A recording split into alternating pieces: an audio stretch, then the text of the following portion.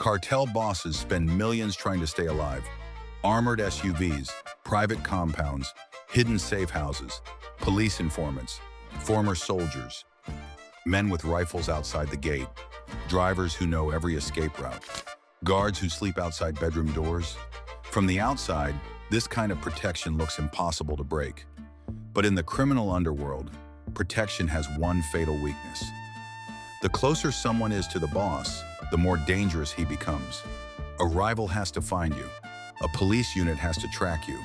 An assassin has to get past your guards. But a bodyguard is already there. He knows what car you use when you are hiding. He knows what restaurant you visit when you feel safe. He knows which door stays unlocked. He knows when your weapon is not on you. He knows when your family is nearby. He knows when you are relaxed. And most importantly, he knows exactly when you stop expecting danger. This is why some of the most feared cartel bosses and underworld figures were not destroyed by strangers. They were betrayed by the men closest to them, bodyguards, lieutenants, drivers, trusted gunmen, and members of their own inner circle. In this world, loyalty is not love, it is business. And the moment power, money, or survival becomes more important than loyalty, even the man hired to protect you can become the man who ends your life. These are 12 cartel bosses and underworld figures who were betrayed by their own guards, trusted men, or inner circle. And some of these betrayals did not just kill one man.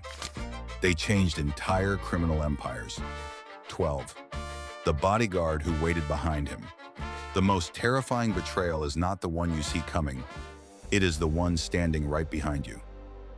That is what happened in the case of Nadir Salafov, better known as Lotuguli.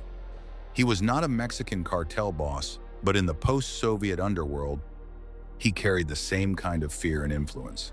His name was known across Russia, Azerbaijan, Turkey, and parts of Europe. He had enemies in multiple countries.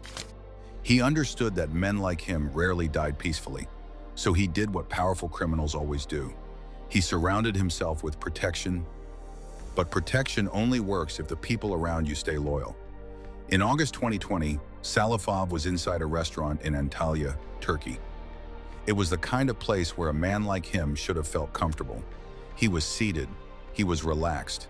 People around him knew who he was. But one of the men near him was not there to protect him anymore.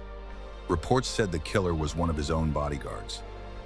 The guard allegedly stood behind Salafov, waited for the right moment, pulled out a weapon, and shot him at close range.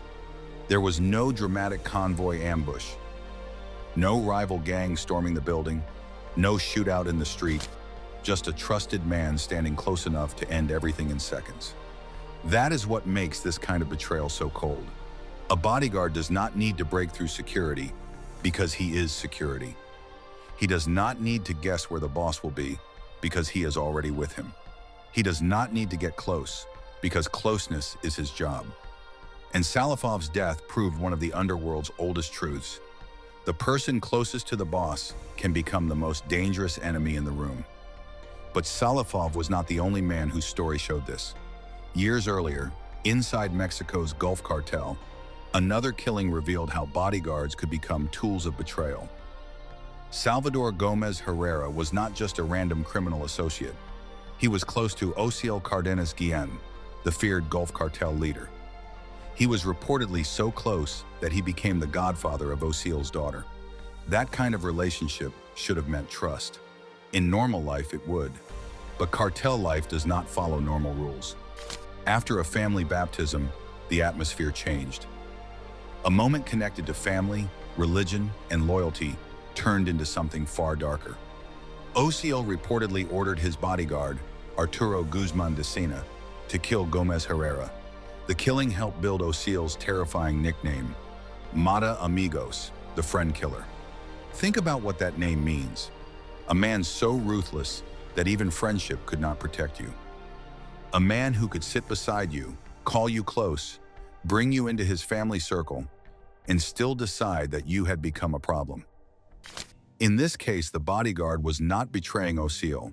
He was being used by Osiel to betray someone else. But the lesson is the same, inside cartel power structures. Bodyguards are not just protectors, they are weapons. And once a boss controls men who can kill at close range, the question becomes dangerous. What happens when that weapon turns around? 11. Wilbur Jabone Varela, the boss killed by his own side. Cartel bosses usually fear rival groups. They fear police raids, they fear extradition, they fear informants. But many of them eventually learn that the biggest threat is not outside the cartel, it is inside. Wilbur Varela, known as Jabon, was one of the most feared leaders of Colombia's Norte del Valle cartel. His rise was built through violence. Before becoming a top boss, he had worked as a killer, a security chief, and a trusted enforcer. That background mattered. Varela knew how cartel protection worked because he had once been part of that protection. He understood the role of armed men. He understood how bosses hide. He understood how betrayal happens. But even that knowledge did not save him. By 2008, Varela was hiding in Venezuela. He was wanted, hunted, and surrounded by men who were supposed to protect him from the outside world. Then his body was found in a tourist cabin in Mérida, Venezuela. He had been shot. The shocking part was not simply that he died. Men like Varela always had enemies. The shocking part was who many believed was behind it. Reports suggested he was not killed by police. He was not killed in a military operation. He was not taken down by a foreign intelligence agency. He was killed by his own side. That detail changes everything, because if a rival kills a cartel boss, the organization may unite for revenge. But if the cartel itself kills the boss, it means the empire is already cracking from the inside. Varela's death showed that being at the top of a cartel does not make a man safe. It makes him valuable. It makes him dangerous. It makes him a target for every ambitious person beneath him. The top position in a cartel is not a throne. It is a chair surrounded by loaded guns. A similar pattern appeared in Mexico with Samuel Flores Borrego, known as Metro 3. He was a high-ranking figure inside the Gulf Cartel. He had power, status, and protection. He was not some street-level criminal. He was close to the center of cartel operations. But that kind of position brings two kinds of danger. The first danger comes from enemies outside the organization. The second comes from men inside the same organization who believe they would be better off without you. In 2011, Metro 3's body was found near Reynosa, Mexico. Authorities described the killing as an internal settling of scores. That phrase sounds simple, but inside cartel politics, it can mean something brutal. It means someone inside the group decided a problem had to be removed. It means the killing was not random. It means this was not just violence, it was a message. Metro 3's death helped deepen divisions inside the Gulf Cartel. Men who were supposed to be on the same side were now fighting for control, survival, and revenge. This is where cartel loyalty begins to collapse. When money is flowing, everyone acts loyal. When the boss is strong, everyone smiles. When the organization is winning, everyone pretends to be family. But when pressure arrives, when arrests happen, when territory is lost, when someone has to take blame, loyalty becomes weak. And suddenly, the men who once protected the boss begin asking a dangerous question. Would we be safer if he was gone? 10. Samuel Metro 3, Flores Borrego internal score settling. The Gulf Cartel is one of the clearest examples of how criminal organizations can destroy themselves from the inside. For years, it was one of Mexico's most powerful groups. But power does not remove betrayal. In many cases, power creates more of it. Mario Alberto Peña, known as Popo, was a Gulf Cartel figure connected to La Ribereña, a region near the Texas border. He was not the most famous cartel boss in Mexico, but he had enough influence to matter. And in that world, being important is enough to make you dangerous. Popo had territory. He had reputation. He had connections. He had men around him who knew how he moved, where he operated, and who he trusted. In 2013, he was killed in Tamaulipas. Reports described him as being betrayed and killed by an alleged member of the Gulf Cartel. That is the part that matters most. Because when an enemy kills you, there is at least a clear line. You know who is against you, but when your own side kills you, the line disappears. Your protector can become your attacker. Your driver can become your informant. Your lieutenant can become your replacement. Your friend can become the person who opens the door for your enemies. Popo's death was not just another cartel killing. It was another sign that parts of the Gulf Cartel were turning against themselves. And once that begins, nobody is truly protected, not even the men giving orders. Hector David Delgado Santiago, known as El Metro 4, lived inside that same dangerous world. He was tied to Los Metros, one of the factions inside the Gulf Cartel. He had connections to powerful leadership in Reynosa. He was part of a structure where loyalty was constantly tested by money, pressure, and survival. But in cartel life, rising in rank can be just as dangerous as losing power. The higher you climb, the more people watch you. The more you know, the more dangerous you become. The more influence you gain, the more someone else sees you as a threat. In 2013, El Metro 4 was found dead in Reynosa. The full motive was not completely clear. Some reports pointed toward Los Zetas. Others suggested betrayal from within his own cartel world. And that uncertainty is exactly what makes these cases so disturbing. In normal life, people expect investigations to bring answers. In cartel life, answers are buried. Witnesses disappear. Police reports are limited. Families stay silent. Rivals spread false stories. And the people who know the truth are often the same people who benefit from hiding it. El Metro 4's death showed how quickly a trusted man can become disposable. One day, you are important. The next day, you know too much.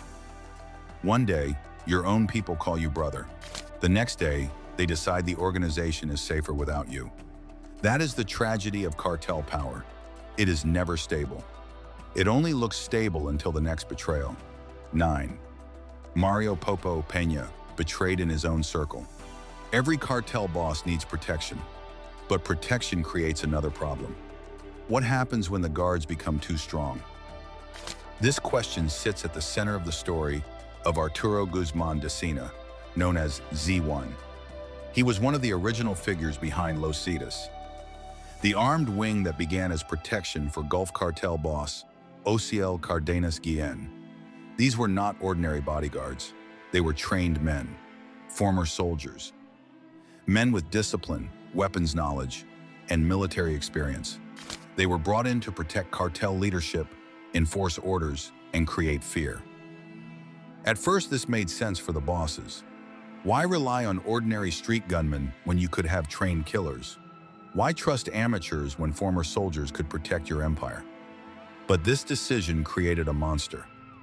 Because once a cartel gives military-trained men money, weapons, contacts, and power, those men do not remain simple guards forever. They start controlling territory. They start making decisions. They start building their own loyalty networks. They stop being just protection. They become a power center. Guzman de Sena died in 2002. Officially, he was killed in a shootout with Mexican soldiers. But some unconfirmed accounts claimed he may have been killed by his own side because he had become too powerful. Whether those claims are true or not, the fear behind them is very real. Cartel bosses need violent men to survive, but those same violent men can become future rivals. The boss creates the guard learns the system. Then the guard realizes he may not need the boss anymore. That same fear appears in the story of Miguel El Gringo Villarreal. Villarreal was a US-born figure linked to the Gulf Cartel. His name comes from a period when Tamaulipas was drowning in cartel infighting. Gulf Cartel factions were fighting for power. Alliances were shifting. Commanders were choosing sides. In that kind of chaos, the difference between guard, lieutenant, and rival can disappear overnight. Reports suggested Villarreal may have been killed during internal Gulf Cartel violence, though details remained unconfirmed. But his story fits the larger pattern. When a cartel begins to break apart, everyone close to power becomes both useful and dangerous. A lieutenant may know too much. A guard may hear too many conversations. A driver may know too many safe houses. A commander may control too many gunmen. And once the boss looks weak, those people start calculating. Should they protect him? Should they betray him? Or should they become the next boss? That is why cartel empires often collapse from the inside. Not because they lack weapons, not because they lack money, but because the same violence that builds the empire eventually turns inward. 8. Hector El Metro 4 Delgado, the right-hand man who became disposable. Many people think prison is where cartel violence ends. The boss is arrested, the empire is weakened, the guards are gone, the streets are far away. But in reality, prison can become another battlefield. Helmer Pacho Herrera was one of the top leaders of the Cali cartel. He was powerful, rich, and deeply connected. He had survived the brutal war against Pablo Escobar's Medellin cartel. He had survived years of enemies, police pressure, and cartel politics. But his ending came inside prison. In 1998, Herrera was inside Palmyra prison in Colombia. He was reportedly involved in a football game when a man approached him. The man did not attack from a distance. He did not start with chaos. He came close enough to greet him. That small detail makes the killing chilling, because it suggests Herrera did not immediately see danger. He saw familiarity. He saw someone who could get close. Moments later, the man pulled out a weapon and shot him. This is what makes inner circle betrayal so different from ordinary assassination. It does not always begin with fear. Sometimes it begins with a normal moment, a greeting, a handshake, a familiar face. And then, in seconds, everything changes. Herrera's killing also showed that prison walls do not stop cartel politics. They only compress them into a smaller space. Outside prison, a boss can travel in convoys. Inside prison, movement is predictable. Outside prison, a boss can switch safe houses. Inside prison, everyone knows where he is. Outside prison, a boss can hide behind guards. Inside prison, the threat may already be standing on the same yard. And then came Orlando Henao Montoya. Henao was one of the major leaders of the Norte del Valle cartel. He was powerful, feared, and connected. But after Pacho Herrera was killed, revenge moved quickly. Henao was also inside prison when Jose Manuel Herrera, the half-brother of Pacho Herrera, struck back. Just days after Pacho's death, Henao was killed. Two major drug figures fell inside Colombian prisons within days. That was not just violence, it was a warning. Even when cartel bosses are locked away, the war does not stop. The people around them still remember old blood. Families still want revenge, enemies still wait. And alliances inside prison can be just as deadly as alliances on the street. For cartel bosses, prison does not mean safety. It means they have fewer places to run. 7. Arturo Guzman de Sena, when the bodyguard becomes too powerful. Efrain Hernandez Ramirez, known as Don Efra, was a major Colombian drug trafficker tied to the Norte del Valle world. He was believed to have wealth, influence, and business connections. But money has one major weakness. It can buy protection, it cannot buy loyalty forever. Don Efra was killed in Bogota in 1996 by assassins. His case follows the same dark pattern seen again and again in the criminal underworld. The richer a cartel figure becomes, the more people around him begin to calculate his value. A living boss controls money. A dead boss leaves money behind. A living boss gives orders. A dead boss creates opportunities. A living boss is feared. A dead boss opens space for someone else to rise. That is why betrayal is so common in cartel history. It is not always emotional. It is often practical. Someone believes killing the boss will solve a problem, remove a threat, or create a promotion. And this is the final lesson behind all these stories. Cartel bosses build their empires on fear. But fear is unstable. People obey because they are scared. They smile because they have to. They call the boss sir because the boss is powerful. But the moment that power looks weak, loyalty starts to disappear. The boss needs guards because enemies want him dead. But the guards become dangerous because they know too much. He needs drivers because he cannot move alone. But drivers know the routes. He needs lieutenants. But hitmen understand that violence can also change leadership. That is the impossible trap of cartel life. The boss cannot survive without trusted men. But every trusted man becomes a possible betrayal. A rival outside the door can be watched. A police raid can be prepared for. A convoy can be armored. A safe house can be hidden. But how do you protect yourself from the man already inside the room? How do you defend against the person who knows where you sleep? How do you stop betrayal when your empire depends on criminals trusting other criminals? That is why so many cartel stories end the same way. Not with loyalty, not with honor. Not with a final heroic stand, but with a familiar face getting too close. A trusted man walking into the room. A bodyguard standing behind the chair. And the boss realizing too late, the enemy was never outside, he was already inside. 6. Salvador Gomez Herrera, the Godfather, killed by a bodyguard. Every cartel boss needs protection, but protection comes with a hidden danger, because the stronger your guards become, the harder they are to control. That is exactly what happened with Arturo Guzman de Sena, better known as Z1. He was not an ordinary bodyguard. He was not just a man standing outside a mansion with a rifle. He was a former soldier, trained, disciplined, and dangerous.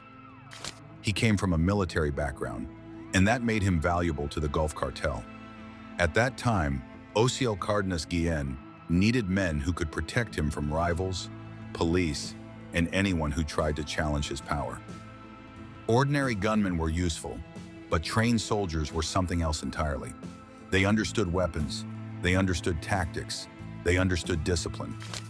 They could protect a boss in a way street criminals could not. So men like Guzman de Sena were brought close to cartel leadership. At first, this looked like a smart move.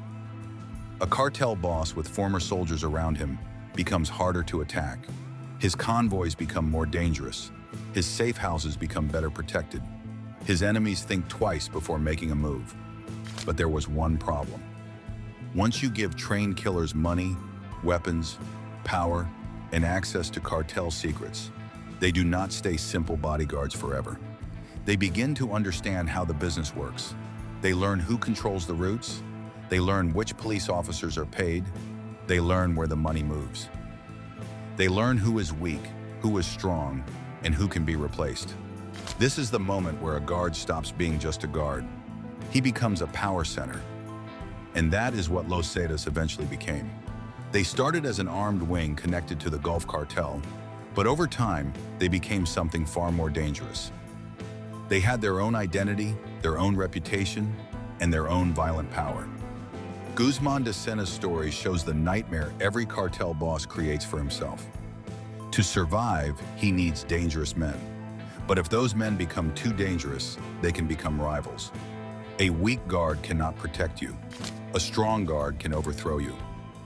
That is the impossible balance. Guzman de Sena died in 2002. Officially, he was killed in a shootout with Mexican soldiers. But around cartel history, there have also been unconfirmed claims and rumors that his own side may have wanted him gone because he had become too powerful. Whether those claims were true or not, the fear behind them was real. Because in cartel life, power is never shared peacefully. If a bodyguard becomes famous, the boss notices. If a commander controls too many men, the boss notices. If a protector starts looking like a future leader, everyone notices. And once that happens, the same organization that raised him can decide he is now a threat. That is the dark lesson of Arturo Guzman de Sena. Cartel bosses hire guards to protect their empire. But sometimes, those guards learn the empire so well, they begin to imagine it without the boss. 5. Pacho Herrera, the prison greeting that turned deadly. Some cartel betrayals happen in the middle of war. Others happen in moments that should feel safe. And that is what makes the story of Salvador Gomez Herrera so chilling. He was not just a random enemy. He was not just another rival standing across the border. He was close to Ociel Cardenas Guillen, the powerful Gulf Cartel boss. In fact, He was reportedly so close that he became the godfather of OCL's daughter. That kind of relationship means something in normal life. It means trust.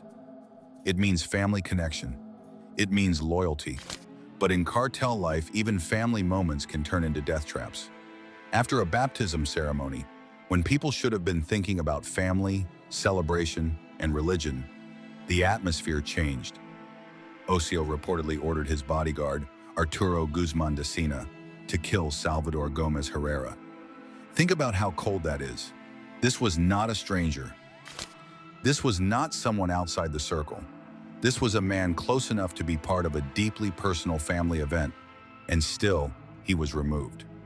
That single betrayal helped create one of OCL's most terrifying nicknames, Mata Amigos, the friend killer. A nickname like that does not come from ordinary violence. It comes from the kind of violence that sends a message. The message was simple. Nobody is too close to be killed. Not a friend, not a partner, not even someone connected to your family. And this is where the role of the bodyguard becomes even darker. In this story, the bodyguard was not the one betraying the boss. He was the weapon used by the boss to betray someone else. That shows another side of cartel protection. A bodyguard is not only there to stop danger, sometimes he becomes the danger. He is the hand that carries out the order. He is the person trusted to stand close, move quietly, and do what others might hesitate to do. This is why bodyguards in cartel history are so important. They are not just background characters. They are often the people who make the boss's violence possible. And once a boss gets comfortable using guards to remove friends, partners, and rivals, it creates a culture where betrayal becomes normal. Today, the guard kills for the boss. Tomorrow, someone may pay the guard to kill the boss. That is the poison inside cartel loyalty. Every betrayal teaches the people around you that betrayal works. Every killing tells your inner circle that closeness does not guarantee safety. And eventually, the fear you use to control others starts moving back toward you. Salvador Gomez Herrera's story is not just about one man being killed. It is about a world where friendship has an expiry date, a world where family ceremonies can hide deadly decisions, and a world where the man standing beside the boss may not just be a protector, he may be the executioner. 4. Orlando Henao Revenge from inside the prison walls. Helmer Pacho Herrera was one of the most powerful figures in the Cali cartel. He had survived a world that destroyed many others. He survived the brutal conflict between the Cali cartel and Pablo Escobar's Medellin cartel. He survived police pressure. He survived rivalries, arrests, and the collapse of the old Colombian cocaine empires. But in the end, he died in a place where many people would think he was under control: prison. In 1998, Pacho Herrera was inside Palmira prison in Colombia. By that time, his life was no longer the same as the days when cartel leaders moved like kings. Prison changed everything. On the outside, a cartel boss can live behind gates. He can change vehicles. He can switch houses. He can send guards ahead of him. He can avoid certain streets, certain cities, and certain enemies. But prison makes life smaller. The same yard, the same corridors, the same routines, the same people watching every day. And when a powerful criminal is inside prison, he may be surrounded by guards, but he is also surrounded by enemies. According to reports, Herrera was involved in a football game inside the prison when a man approached him. The man did not attack from far away. He did not create chaos first. He came close enough to greet him. That detail is what makes the scene so disturbing. Because a greeting means familiarity. It means the victim may not immediately feel danger. For a brief moment, Pacho Herrera may have seen a normal interaction, a man walking up, a familiar face, a simple greeting. Then everything changed. The man pulled out a weapon and shot him. There was no battlefield, no convoy ambush, no dramatic cartel shootout, just a close-range betrayal inside prison. And this is what makes inner circle or trusted access killings so dangerous. They often begin calmly, a handshake, a greeting, a conversation, a normal moment. Then, in seconds, the truth appears. The person close enough to smile at you is also close enough to kill you. Pacho Herrera's death also proved that prison does not end cartel politics. It only moves them behind walls. The same hatred remains. The same revenge remains. The same old alliances and enemies remain. And in prison, the boss has fewer escape routes. He cannot disappear into another country. He cannot drive away in an armored SUV. He cannot move to another safe house at midnight. He is trapped inside a system where everyone knows where he is. For a cartel boss, that is terrifying. Because power outside prison depends on movement. But inside prison, movement disappears. And when movement disappears, routine becomes weakness. Pacho Herrera had survived some of the most dangerous years in cartel history, but he could not survive the man who got close enough to greet him. 3. Miguel El Gringo Villarreal, the cartel eating itself. If Pacho Herrera's death was shocking, what happened next showed how quickly cartel revenge can move. Orlando Henao Montoya was one of the major leaders connected to the Norte del Valle cartel. He was powerful, feared, and deeply tied to Colombia's cocaine underworld. In another life, a man like him might have believed prison gave him time to negotiate, time to survive, time to keep influence alive from behind bars. But prison did not protect him either. After Pacho Herrera was killed, revenge came fast. Jose Manuel Herrera, Pacho Herrera's half-brother, was linked to the revenge that followed. And Orlando Henao became the target. Just days after Pacho Herrera's assassination, Henao was killed inside prison. That timing was not random. It was a message. In cartel life, violence is often communication. A killing can say more than words. It can say, "We have not forgotten." It can say, "Your power does not protect you." It can say, "Even prison walls cannot save you." And that was the terrifying part. Two major drug figures fell inside Colombian prisons within days of each other.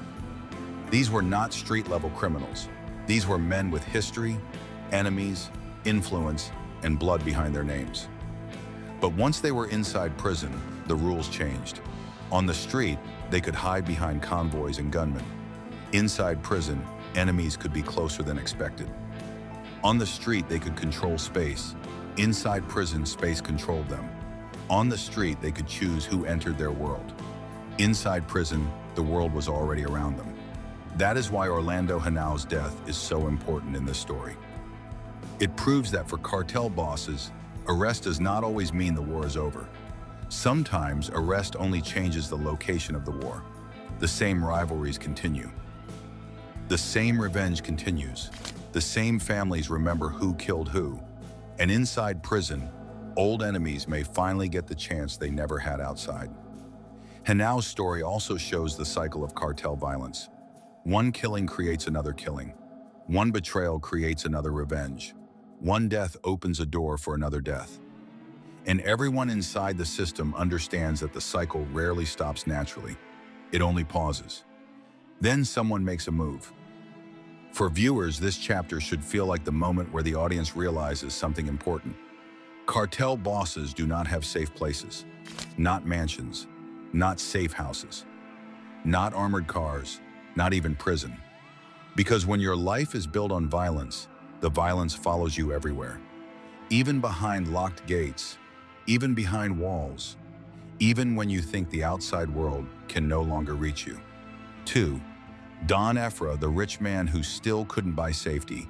Some cartel deaths are clear. A rival pulls the trigger. Police launch an operation. A betrayal is confirmed. But other deaths happen inside fog rumors, silence, missing details, and conflicting stories. That is the kind of world surrounding Miguel El Gringo Villarreal. He was a U.S.-born figure linked to the Gulf Cartel, and his story belongs to one of the most unstable periods in Tamaulipas cartel history. By 2013, the Gulf Cartel was not just fighting outside enemies, it was fighting itself. Factions were breaking apart, commanders were choosing sides, old alliances were collapsing. Men who once worked under the same banner were now suspicious of each other. And when a cartel reaches that stage, danger becomes impossible to predict. In a normal war, You know the enemy is across the line. But in cartel infighting, the enemy may be sitting in the same meeting. He may be inside the same convoy. He may be wearing the same symbol. He may call you brother in the morning and plan against you at night. Reports suggested Miguel Villarreal may have been killed during internal Gulf cartel violence, although many details remained unconfirmed.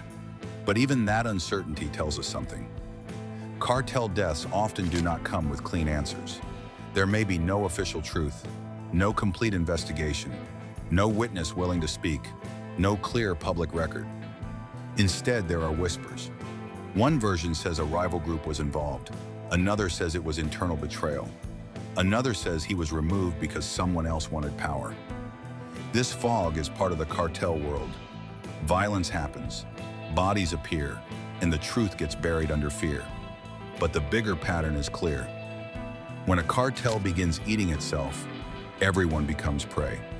Not just the weak, not just the careless, even the men close to power, especially the men close to power. Because those men know too much. They know routes. They know money movements. They know who is paying officials. They know which bosses are losing control. They know where the organization is weakest. And once trust breaks, knowledge becomes dangerous. A man who knows too much can become valuable to enemies or dangerous to his own people. So the organization starts removing its own members before someone else can use them. That is when a cartel stops functioning like an empire and starts behaving like a wounded animal. It attacks anything near it, even itself. Miguel El Gringo Villarreal's story is powerful because it shows a different kind of betrayal. Not one clean bodyguard assassination, not one clear prison revenge, but the slow collapse of trust inside a criminal organization. And when trust collapses in a cartel, death does not need a reason that makes sense to outsiders. Suspicion alone can be enough. 1. The final lesson why cartel bosses fear their own guards. Efrain Hernandez Ramirez, known as Don Efra, was a major Colombian drug trafficker tied to the Norte del Valle world. He was believed to have wealth, influence, and connections. And in the cartel world, those three things can make a man powerful, but they can also make him a target. Because money changes the way people look at you. A poor criminal may be feared. A rich criminal is calculated. People begin to ask themselves dangerous questions. How much money does he control? Who would take his place if he disappeared? Which routes would open? Which properties would be exposed? Which enemies would celebrate? Which allies would secretly benefit? That is the hidden danger of cartel wealth. It does not just protect the boss, it attracts betrayal. Don Efra was killed in Bogota in 1996 by assassins. His death followed the same pattern that appears again and again in the underworld. A powerful man builds an empire. He surrounds himself with people. He trusts some of them. He pays others. He threatens many. And eventually, one of those relationships becomes the opening that destroys him. Because money can buy guards, money can buy cars, money can buy houses. Money can buy silence for a while, but money cannot buy real loyalty forever. A guard may stay loyal while the boss is strong. A lieutenant may stay loyal while the money is moving. A partner may stay loyal while the risk is low. But when pressure rises, loyalty begins to change shape. People stop asking, "What do I owe this man?" They start asking, "What happens if this man is gone?" And in cartel life, that question can be fatal. Don Efra's story is the perfect final example because it shows the central truth behind all these cases. Cartel bosses are not only hunted by enemies, they are hunted by opportunity. Every person near them sees something. A bodyguard sees routine, a driver sees routes, a lieutenant sees weakness, a hitman sees access, a partner sees profit. And when enough fear, money, and ambition come together, betrayal becomes almost inevitable. This is why cartel bosses live in permanent suspicion. They cannot fully trust the people outside their circle, but they also cannot fully trust the people inside it. A rival outside the door can be watched. A police raid can be prepared for. An armored vehicle can be upgraded. A safe house can be changed. But how do you protect yourself from someone already close enough to know your habits? How do you defend against the man who opens your door? How do you survive when the people protecting you are also the people with the easiest chance to betray you? That is the cruel trap of cartel power.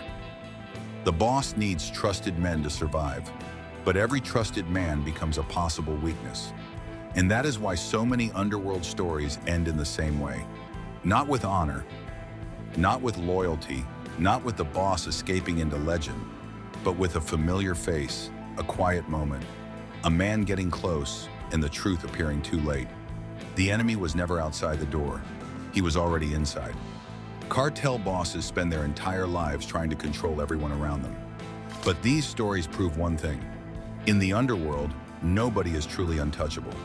Not the boss, not the millionaire trafficker, not the man with private guards outside every door. Because when loyalty is bought with fear and money, it can also be sold to the highest bidder.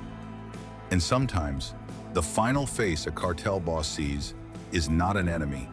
It is someone he trusted.